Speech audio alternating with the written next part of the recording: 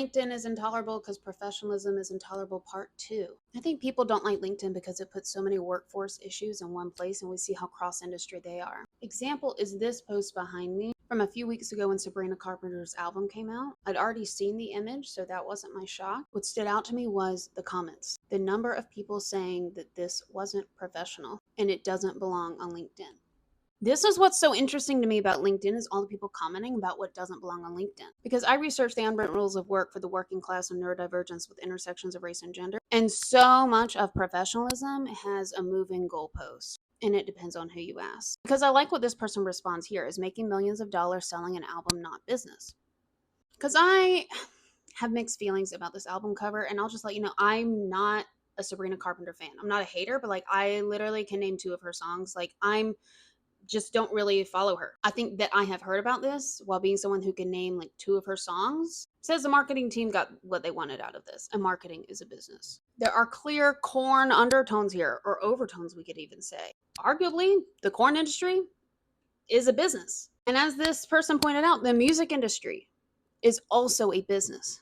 We can all have different opinions on if this is appropriate, especially in this time for women globally and in America. But because I'm a workforce page, what's interesting to me is what we consider to be professional, what we consider to be valuable work, and who is allowed to make money off of it. This is not just a LinkedIn problem. Entire industries have been built on this. For example, I remember watching a Pamela Anderson like documentary a few years ago. She talked about how like I don't think she made any money off of her appearances in Playboy, and for years she was in credit card debt. And she's one of like the most well-known people certainly in that time. Now, have I dug into her financial records and can verify that? No. But who made most of the money off of her work and her body was Hugh Hefner. Would he be welcome on LinkedIn or no? Is his a business or no? And who takes all the blame and shame and fall for Playboy? We have certain work that we see as worthy and others that we don't see as worthy. And with AI doing so many tasks right now, albeit some poorly and inaccurately, I think we're going to see another shift in this. So I think this is an opportunity to look at what is actually a value add and what is business instead of what are stereotypes of what is valuable. And I don't know if y'all can picture this, but a business that isn't in your industry can still be a legitimate business.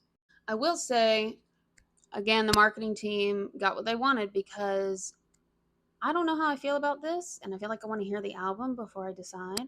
Because initially I'm like, but then I'm also like, well, is this like a Madonna, Lady Gaga moment? Like, what's going on here? And I only know 2 of her songs, so that was probably ultimately the point.